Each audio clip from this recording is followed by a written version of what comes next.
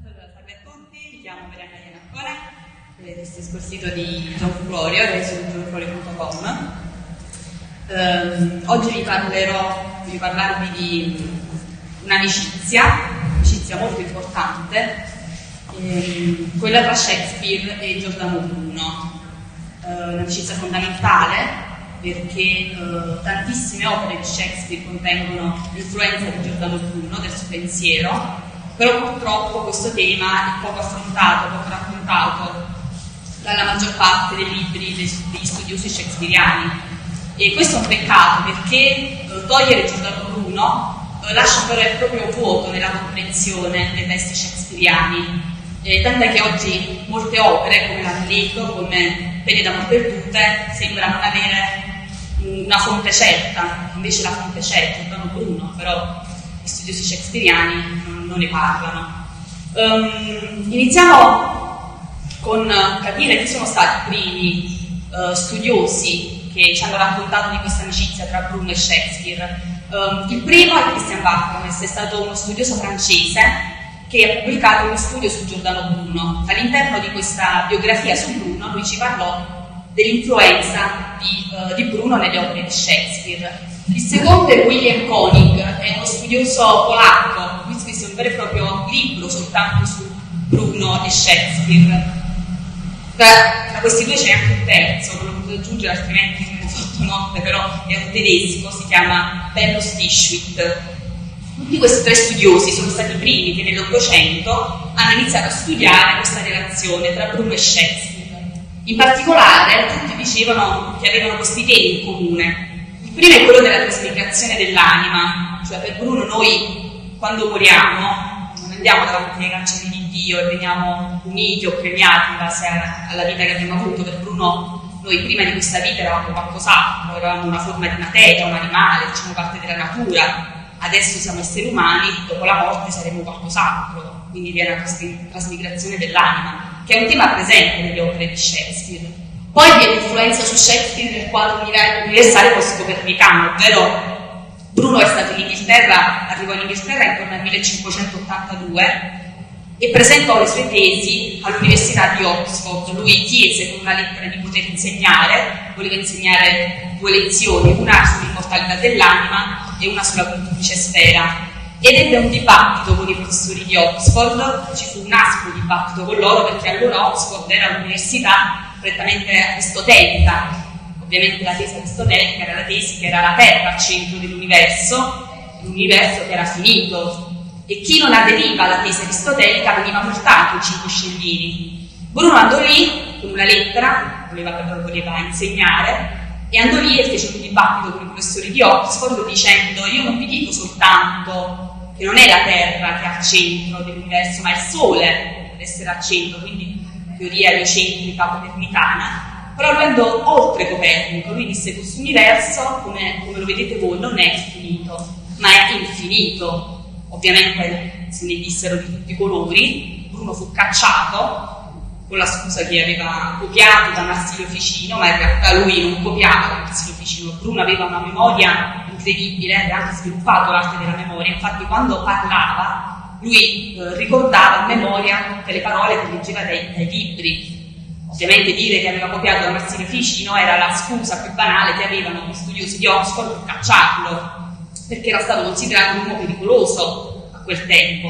E questa tesi, quella dell'universo infinito post-copernicana, si trova nelle opere di Shakespeare. Un'altra tesi, punto importante che accomuna Shakespeare e Bruno è la somiglianza tematica e strutturale della commedia di Bruno, Il Candelario, con l'opera di Shakespeare, Love, Laus, Lost. Il Candelario è la prima commedia, la prima e ultima commedia che Bruno ha scritto, ed è la prima commedia moderna italiana. L'ha scritta Giordano Bruno e c'è una somiglianza impressionante nella struttura struttura delle due opere, sia nel Candelario che appunto in L'Opulabus Lost. E poi c'è un'influenza dell'opera di Bruno, forse la più importante, Gli eroici furori, composta da una serie di sonetti con i sonetti di Shakespeare, perché Bruno nei sonetti parla di una donna bruna, come Shakespeare parla della Death Lady nei suoi sonetti, parla del sole, della luce della donna. Gli eroici furori sono composti da 84 sonetti e anche Shakespeare parla di questi stessi temi nei suoi sonetti. Questo ad esempio è Amleto: un uomo può pescare con il verme che ha mangiato un re, di mangiare il pesce che ha mangiato quel verme, la trasmigrazione dell'anima, no? Il ciclo infinito della vita. Questo è un tema bruniano, e Shakespeare sta girando Bruno in questo momento.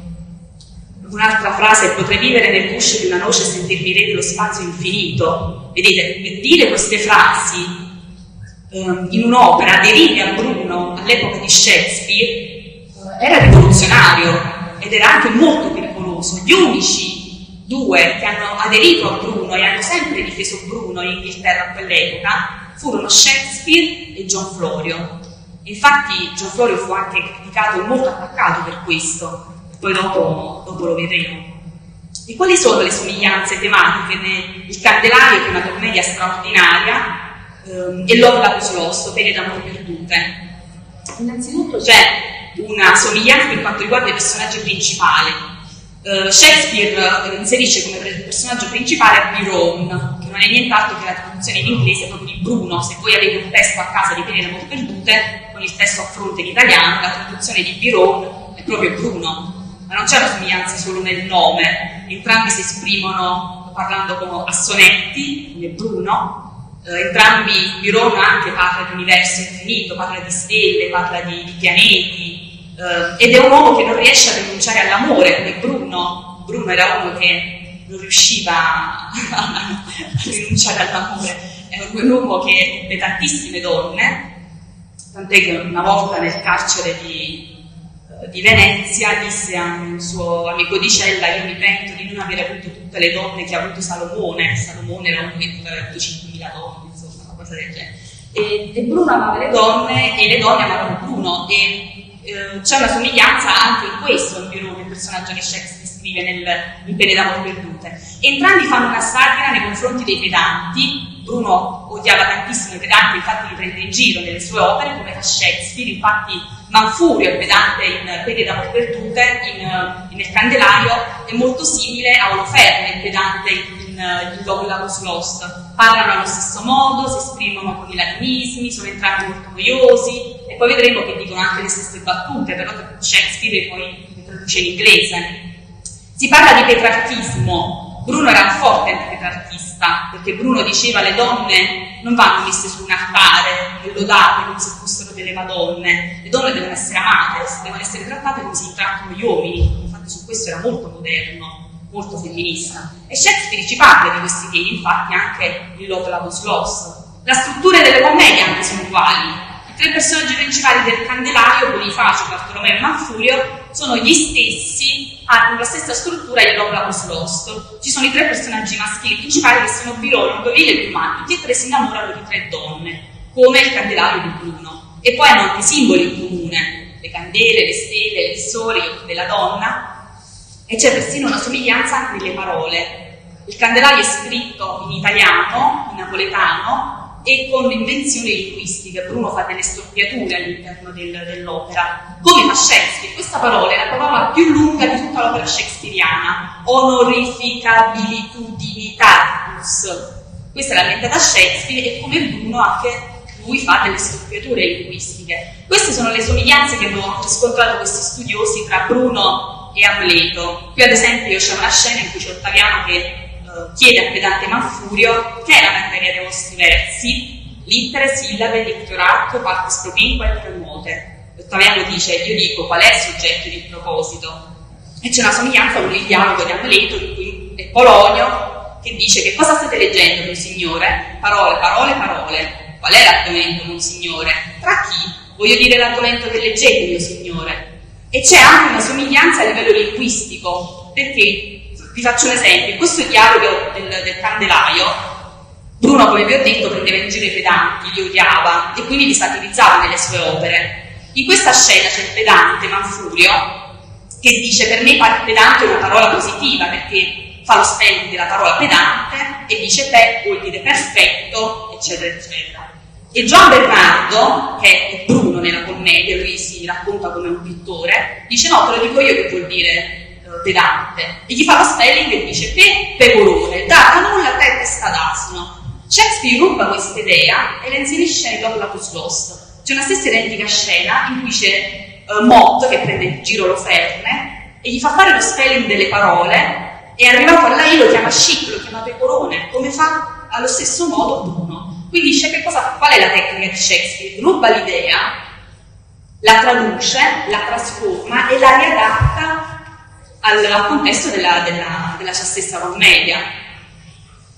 Gli italiani che hanno citato questa somiglianza tra Bruno e Shakespeare sono solo e soltanto i critici bruniani. Shakespeariani italiani, studiosi che hanno studiato Shakespeare, non hanno citato questa somiglianza. Gilberto Sacerdoti ci dice che c'è ancora un'altra scena che è simile in Lovelace Lost, che Shakespeare prende da Bruno. Questa volta però non la prende dal Candelario, ma la prende dallo Spaccio della peste trionfante, altra opera che Bruno scrisse durante il periodo in cui era all'ambasciata francese. E c'è nello Spaccio una scena in cui Giove chiede a Momo che la caccia debba essere rivalutata, perché deve essere considerato uno sport onorevole. Perché Bruno fa questo? Per lodare la regina Elisabetta I. Elisabetta I era una regina che amava tantissimo andare a caccia, andava a caccia con i cortigiani, con Robert Dudley, e ovviamente Bruno, che stimava tantissimo la regina Elisabetta perché la chiamava Diva Elisabetta, fece un discorso in un'opera in cui l'ha definita una regina che non era seconda a nessun re in Europa, vuole glorificarla con quella scena, perché vuole rendere la caccia, infatti il servoia di bestie selvatiche, sia onore, reputazione buona e gloria. Shakespeare fa la stessa identica cosa in Lovelace Lost. C'è una scena in cui c'è la protagonista che uccide un cervo, addirittura lo stesso animale, e lei reputa questa azione deplorevole. Però le viene detto che invece questa azione è un'azione onorevole. Perché Shakespeare fa questo? Perché Lovelace Lost fu messo in scena a corte nel 1598 e voi immaginate a corte con la regina Elisabetta come ospiti ambasciatori stranieri che vedono questa scena in cui c'è la caccia dello sport preferito della regina, che viene invece considerato uno sport quasi appunto onorevole e di buona reputazione. Quindi Shakespeare prende l'idea di Bruno e la utilizza a suo favore per ritrarre la regina quasi come una dea praticamente. Gli altri italiani che hanno citato questa somiglianza sono Paolo Urano, che scrisse un trattato, Amleto e Giordano Bruno nel 1916, e Ernesto Grillo, che scrisse un libro che parlava soltanto delle relazioni tra Shakespeare e l'Italia, e c'è un capitolo dove lui dice che Amleto è un trattato di stampo bruniano, e quindi anche lui dice praticamente la stessa identica cosa, che Amleto non è nient'altro che Giordano Bruno. L'ultimo è Vincenzo Spampanato, un studioso bruniano importantissimo perché ha pubblicato 2 volumi sulla vita e le opere di Bruno, che dice questa cosa: non è ammissibile che il drammaturgo elisabettiano abbia interamente ignorato la vita e i libri di un uomo che senza dubbio destò ammirazione e insieme scalpore nella più alta società contemporanea di Londra. Perché Spampanato dice non è ammissibile? Perché fino a quel momento gli studiosi shakespeariani avevano completamente ignorato il rapporto tra Shakespeare e Bruno, l'avevano completamente ignorato e non trattavano il tema di Bruno nelle proprie opere.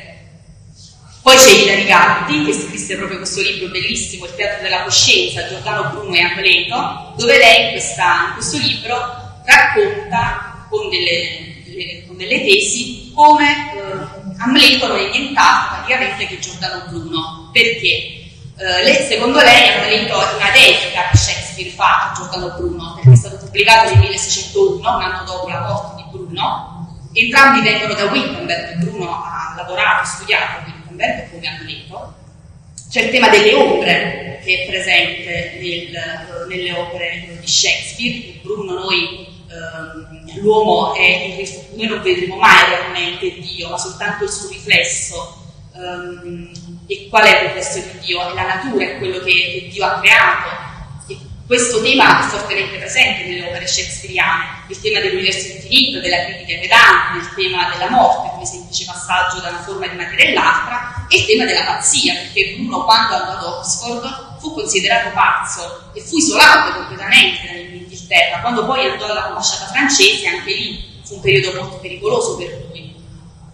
Come Amleto. Quindi sono due uomini che ad un certo punto si rendono conto che sono all'interno di un universo che non è più finito ma è infinito, e che non sono più al centro del mondo, perché non è più la Terra a essere al centro del mondo, ma sono uno spazio, sono una pagliuzza minuscola all'interno di un universo che è infinito. Quindi in quel momento il ruolo dell'uomo all'interno della società cambia completamente, quindi rivalutano quello che è il loro ruolo all'interno del mondo, ed ecco che nasce l'uomo moderno. Perché si dice che Amleto ha creato l'uomo moderno? Perché l'uomo moderno nasce da Bruno, è il teatro delle coscienze. Infatti questa frase degli eroici furori, che dice che tragicommedia, che atto dico degno di più compassione e riso può esserne rappresentato in questo teatro del mondo, in questa scena delle nostre coscienze. Il teatro delle coscienze di cui si parla, di cui Amleto parla, è il teatro delle coscienze di cui parla Bruno nelle sue opere. Tutto questo tema che si trova, l'uomo moderno, il teatro della coscienza, Amleto che si strugge per capire chi è realmente nel mondo, è Giordano Bruno. Non è nient'altro che Bruno e il suo pensiero all'interno delle sue opere. E infatti c'è anche una somiglianza nel famoso monologo Essere o non essere, che è preso dagli eroici furori. C'è questa frase: con questo spreggiano la fortuna e con questo fa riparo e pone uno scudo contro le lanciate del fato. Questa frase tradotta ricorda molto il monologo dell'Amleto. And at the range of the rubble, the storms of time, the slings and arrows of fortune. E ricorda proprio come Shakespeare dice: whether sign over in the mind to suffer the slings and arrows or at righteous fortune. Anche qui, ancora una volta, Shakespeare sta ricordando Bruno e prende in prestito le sue parole per ricordarlo il famoso Amleto del famoso monologo. In tutta questa critica, in tutto questo clamore, come rispondono gli studiosi shakespeariani? Cioè coloro proprio che ogni anno sfornano tutti i libri su cui voi leggete le opere, quando le acquistate in libreria, dove studiano i ragazzi all'università, dicono che il collegamento è impossibile, non esiste. Perché? Perché non c'è stato nessun contatto personale, perché Bruno è stato in Inghilterra dal 1582 fino al 1585, Will è arrivato a Londra praticamente a fine degli anni 80, 1588-89, quindi non si sono incontrati. I testi di Bruno sono dei testi in italiano, in napoletano, e con sculture linguistiche, quindi immaginate un ragazzo che viene da Stratford, allora poi nel 600, cercate di capire testi del genere. Oloferne, che abbiamo visto così simile a Manfuri, al pedante di Bruno, per loro in realtà non c'è questa somiglianza, in realtà è un maestro di scuola di Will. Non si sa nello specifico chi, non danno nessun nome, ma rispondono in questo modo, o addirittura si tratta di John Florio. Quindi in questo caso John Florio, se voi leggete qualsiasi biografia su Shakespeare, ad un certo punto, quando c'è l'analisi di Pene d'amore perdute e si parla del pedante Oloferne, il 99,9% degli studiosi shakespeariani dicono è John Florio. Quindi in questo caso Shakespeare prende in giro John Florio, e John Florio è descritto come una persona noiosa, parla con latinismi e anche rozza, perché nell'iconografia il pedante è una persona rozza.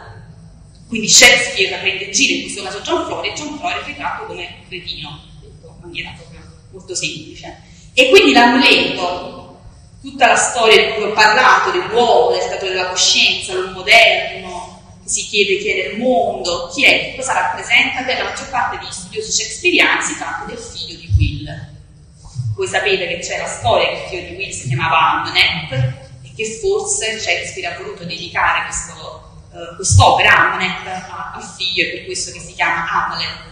Non si capisce poi nello specifico il figlio dove ha preso tutte queste teorie dell'universo infinito, però lo giustificano in questo modo.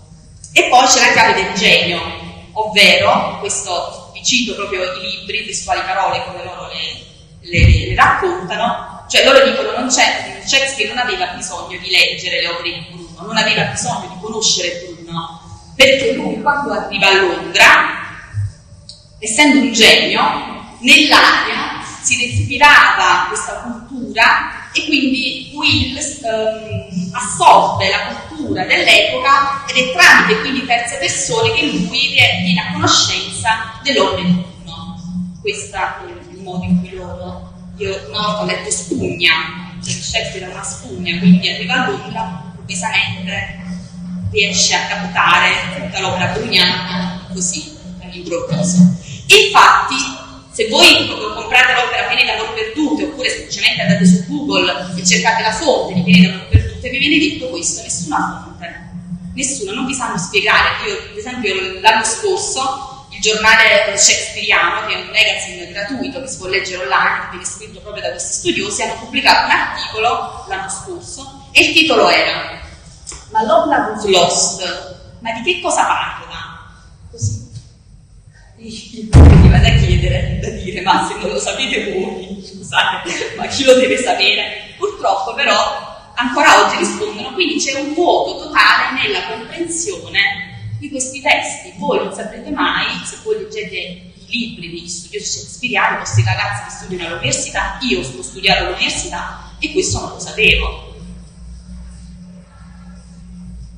Questo è un libro che è uscito di Amelia Bonogart, una studiosa che studia all'Università di Londra, e ha pubblicato questo trattato, L'Opera was lost di William Shakespeare e Il Candelario di Giordano Bruno, pubblicato in lingua italiana ed è uscito sul libro Studi seicenteschi e ha avuto molto clamore. Infatti a quel punto gli studiosi shakespeariani hanno dovuto rispondere. Infatti questo Cavell si è svegliato e ha risposto. Il problema nel dimostrare l'influenza di Bruno in Shakespeare è la scarsità di testi di Bruno a quel tempo, combinata alla totale mancanza di traduzione in lingua inglese. Tuttavia, il collegamento tra i due scrittori ce lo fornisce Florio, che ha frequentato il patrono di Shakespeare, San Benton, e fu sostenitore di Bruno. Quindi, come potete vedere, nel momento in cui il confronto è inevitabile, devono per forza rispondere, ecco che arriva John Florio, l'angelo custode, che fa da chiave e aiuta in quel momento Shakespeare. Quindi dovete immaginare a questo punto che Florio ha letto tutte le opere bruniane, le ha tradotte per Shakespeare e lo ha aiutato ovviamente nella stesura dei testi di Pene d'amor perdute, dell'Amleto e di quant'altro. Perché c'è Bruno? Perché c'è Florio che conosce Bruno? Perché Florio e Bruno hanno convissuto insieme per 2 anni all'ambasciata francese di Londra, tra il 1583 e il 1585. Quando Bruno fu cacciato da Oxford, fu gentilmente accolto dall'ambasciatore francese, Michel de Castelnau. Lui fu accolto all'ambasciata e in quei 2 anni scrisse queste opere, che sono le più importanti opere di filosofia del Rinascimento italiano.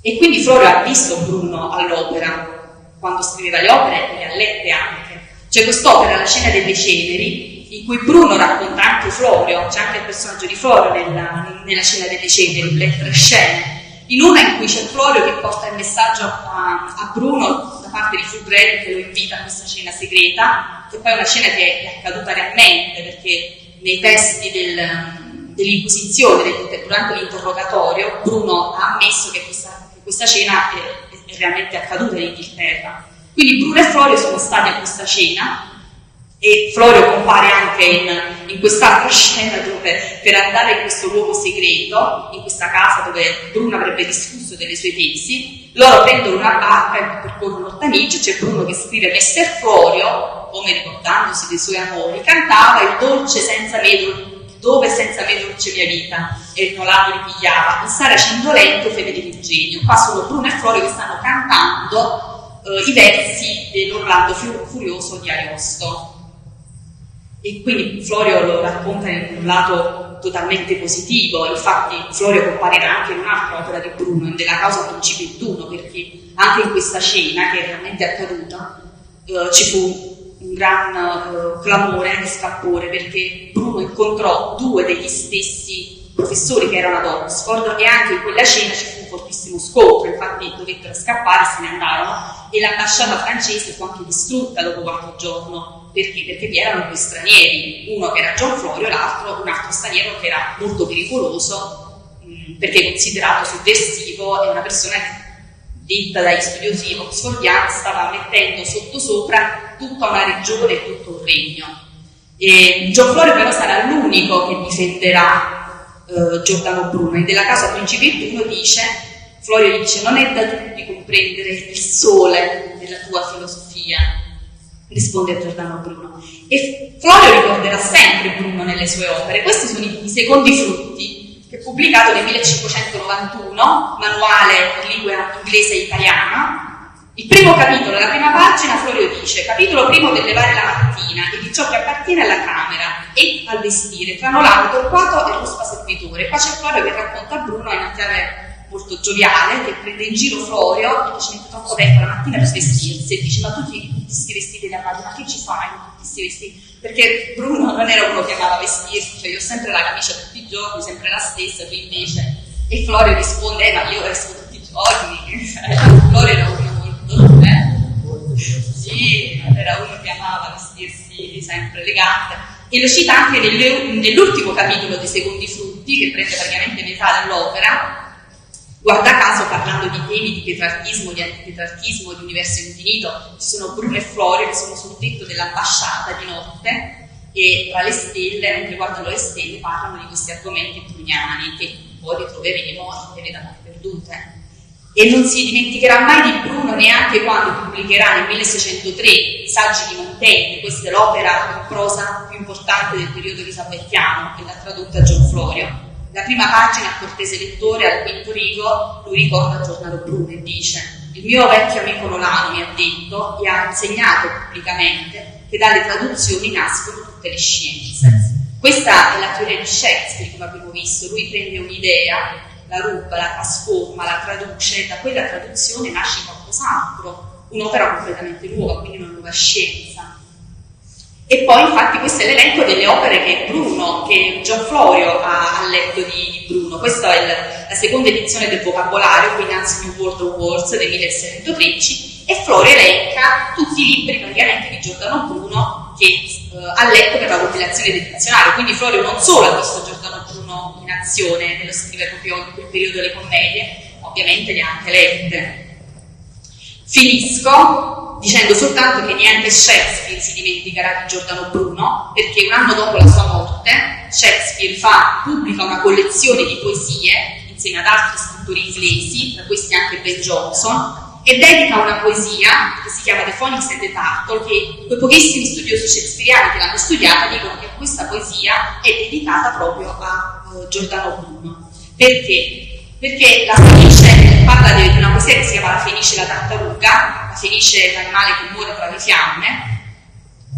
Potrei finire qua, però vi dico anche che negli Eroici Furori Bruno si descriveva come una fenice che moriva tra le fiamme, quindi un destino quasi già scritto il suo. E finiscono le due poesie anche allo stesso identico modo. Gli Eroici Furori terminano con un'urna, come The Phoenix and the Turtle anche essa termina con un'urna. Finisco soltanto nel dire che Giordano Bruno fu un importante filosofo del Rinascimento italiano e ha completamente stravolto la vita di Gian Florio, ha cambiato il suo modo di vedere la vita, dell'universo, di agire nel mondo, come anche Shakespeare. Ed è grazie però a questa amicizia ovvero tra Gian Florio, che era il mago delle parole, e Bruno, che aveva il sacro fuoco della conoscenza, e grazie a quest'unione magica sono nate alcune delle più straordinarie opere shakespeariane. Ho concluso.